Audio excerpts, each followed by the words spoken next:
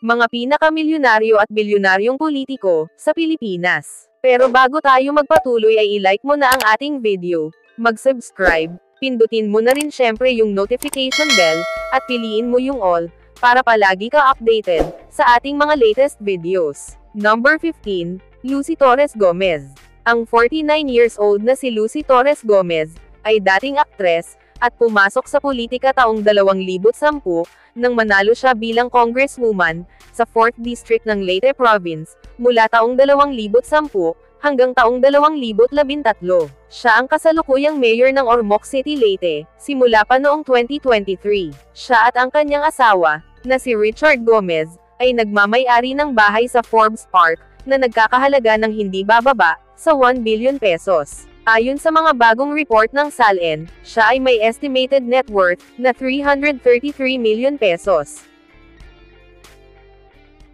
Number 14, Juan Pablo Bondoc. Ang 55 years old na si Juan Pablo Bondoc ay pumasok sa politika noong taong 1978 nang mahalal siya bilang kinatawan ng 4th District ng Pampanga, matapos ang pagkasawi ng kanyang ama. Umupo siya sa posisyong ito ng 5 termino, na natapos, taong 2022.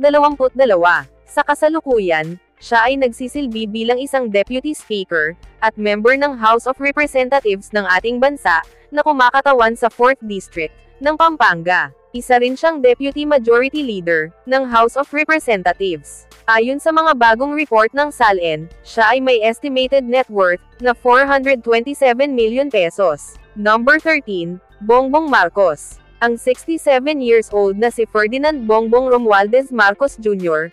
ay unang pumasok sa larangan ng politika, sa edad pa lamang na 23 years old, at naging Vice Governor ng Ilocos Norte, ng 1 termino, at kalaunan ay naging Governor doon, ng 3 termino. Naging Congressman din siya, sa 2nd District ng Ilocos Norte, ng 2 termino, bago maging Senador ng 1 termino, noong taong 2010 hanggang taong 2016. Siya ay natalo noong taong 2016 nang tumakbo bilang Vice President, ngunit nanalo naman noong taong 2022 at kasalukuyang nakaupo bilang ika-17th President ng Republika ng Pilipinas. Ayon sa mga bagong report ng SALN, siya ay may estimated net worth na 437 million pesos. Number 12, Martin Romualdez. Ang 61 years old na si Ferdinand Martin Gomez Romualdez ay isang negosyante, abogado, at politiko. Nagsimula siya sa politika taong 2007 nang manalo bilang congressman sa 1st District ng Leyte. Nagsimula siya sa politika taong 2007 kung saan nagsilbi siya bilang kinatawan para sa 1st District ng Leyte mula noong taong 2007 at bumalik noong taong 2019. Tumakbo rin siya noong taong 2016 para maging senador, ngunit natalo. Sa ngayon ay ika-5 termino na niya bilang congressman, at siya rin ang naitalaga bilang Speaker of the House of Representatives mula pa noong taong 2022. Pagmamay-ari niya ang media outlets, Manila Standard, People's Tonight, at People's Journal. May mga pamumuhunan din siya sa iba't ibang kumpanya na may kaugnayan sa mining, banking, at construction. Ayon sa mga bagong report ng SALN, siya ay may estimated net worth na 474 million pesos. Number 11, Yede Marie Romualdez. Ang 51 years old na si Yede Marie Mendoza Kittlesbeth Romualdez ay isang registered nurse at dating beauty queen na naging representative ng Pilipinas sa Miss International sa bansang Japan taong 1976. Siya ang asawa ng kasalukuyang Speaker of the House of Representatives na si Martin Romualdez. Siya ay nagsisilbi bilang kinatawan ng Tinggog Party List mula noong taong 2019 at dati nang kumatawan sa 1st District ng Leyte, mula taong 2016 hanggang taong 2019. Sa kasalukuyan, siya ang nakaupo bilang member ng Philippine House of Representatives para sa Tinggog Sinirangan Party List simula noong taong 2019. Ayon sa mga bagong report ng SALN, siya ay may estimated net worth na 488 million pesos. Number 10, Vilma Santos Recto. Ang 71 years old na si Rosa Vilma Tuazon Santos Recto ay dating aktres at ngayon ay politiko. Sa mahigit 7 dekada niya sa showbiz, ay kinilala siya sa kanyang versatility sa pag-arte, sa iba't ibang genre ng pelikula, at telebisyon sa Pilipinas. Siya ay pumasok sa politika, bilang ang kauna-unahang babaeng mayor, ng Lipa City, Batangas taong 1978, kung saan siya ay nagsilbi, ng 3 termino. Naging kauna-unahang babaeng governor din siya, sa probinsya ng Batangas, nang manalo sa eleksyon taong 2007, at nagsilbi, ng 3 termino. Siya ay naglingkod rin ng 2 termino, bilang congresswoman sa 6th District ng Batangas Province, mula taong 2019. Ayon sa mga bagong report ng SALN, siya ay may estimated net worth, na 567 million pesos. Number 9, Ralph Recto. Ang 61 years old na si Ralph Gonzalez Recto, ay nagmula sa pamilya ng mga politiko, at kasalukuyang nakaupo, bilang ika-33rd Secretary of Finance, sa ilalim ni Pangulong Bongbong Marcos, simula pa, noong January 12, 2024.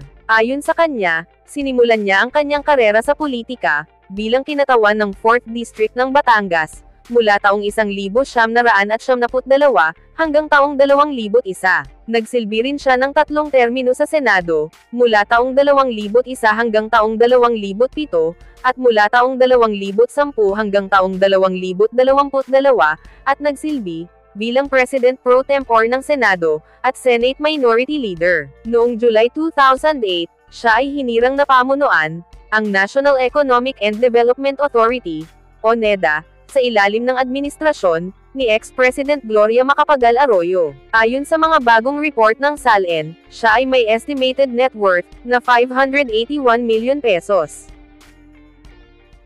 Number 8, Virgilio Lacson. Ang 61 years old na si Virgilio Lacson, ay nagsimula sa politika, nang maging konsehal siya sa City Government ng Malabon City, taong 1978, ngunit natanggal, dahil sa pag-absent ng matagal. Naging congressman siya, noong taong 2016 hanggang taong 2019, at taong 2019 hanggang taong 2022, bilang representatives ng Manila Teachers Party List, na sa ngayon, ay nasa ikatlong termino na. Siya ang chairman at CEO, ng Manila Teachers Savings Manila, and Loan Association. Co-owner din siya ng Hightone Construction, and Development Corporation. Ayon sa mga bagong report ng SALN, siya ay may estimated net worth, na 794 million pesos. Number 7, Imelda Marcos. Ang 95 years old na si Imelda Romualdez Marcos, ay isang Pilipinong politiko, at ang kanyang partisipasyon, sa pagpapatakbo ng bansa bilang First Lady,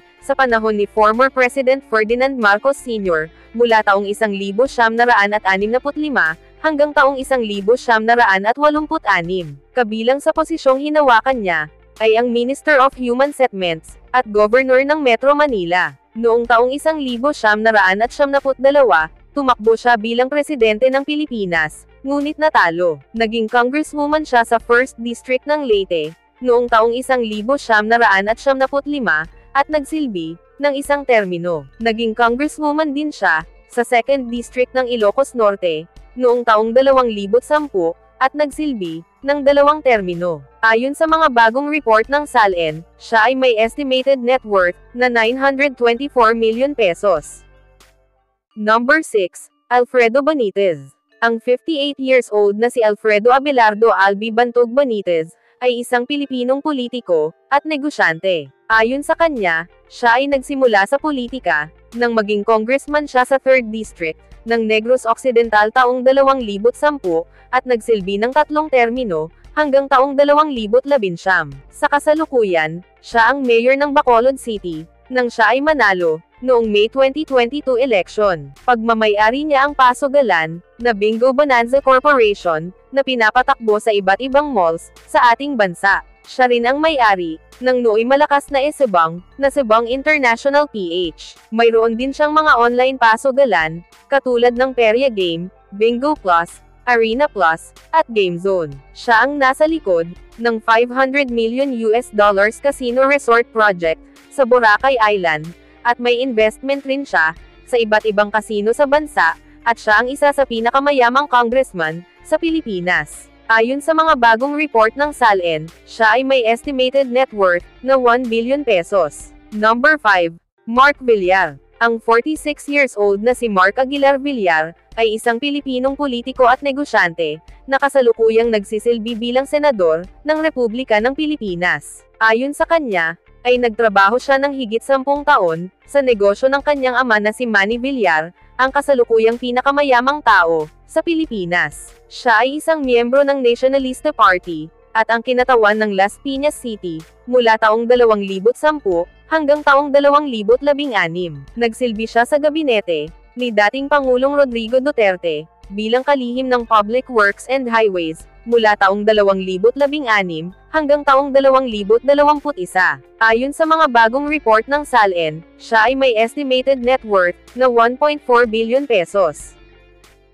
Number 4. Emeline Aglipay Villar. Ang 42 years old na si Emeline Aglipay Villar, ay isang abogado, columnist at undersecretary, ng Department of Social Welfare and Development, ng Republika ng Pilipinas, sa ilalim ng administrasyon, ni President Bongbong Marcos. Nagsimula siya sa politika, nang maging congresswoman taong 2010, bilang representative ng Diwa Party List, at naupo ng 2 termino, hanggang taong 2016. Naging undersecretary siya, sa Department of Justice taong 2019, hanggang taong 2022, sa ilalim ng administrasyon, ni former ex-President Rodrigo Duterte. Ayon sa mga bagong report ng SALN, siya ay may estimated net worth, na 1.4 billion pesos. Number 3. Manny Pacquiao. Ang 46 years old na si Emmanuel Dapadren Pacquiao Sr., ay isang Pilipinong politiko, professional boxer, basketball player,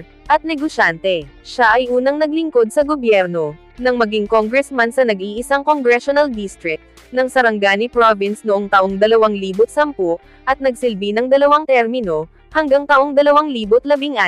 Naging senador naman siya ng 1 termino, mula taong 2016, hanggang taong 2022. Tumakbo rin siya sa pagka-presidente, taong 2022, ngunit hindi pinalad manalo. Siya ay nag-invest at naglabas, ng sariling cryptocurrency na PAC, noong taong 2019. Founder siya ng Semi-Professional Basketball League, na Maharlika Pilipinas Basketball League, o MPBL, at Boxing Promotion Company, ng MP Promotions. May-ari siya ng fitness center, na Pacman Wildcard Gym, at Boxing Training Center, na Pacquiao Center of Excellence, at marami pang iba. Ayon sa mga bagong report ng SALN, siya ay may estimated net worth, na 3.2 billion pesos.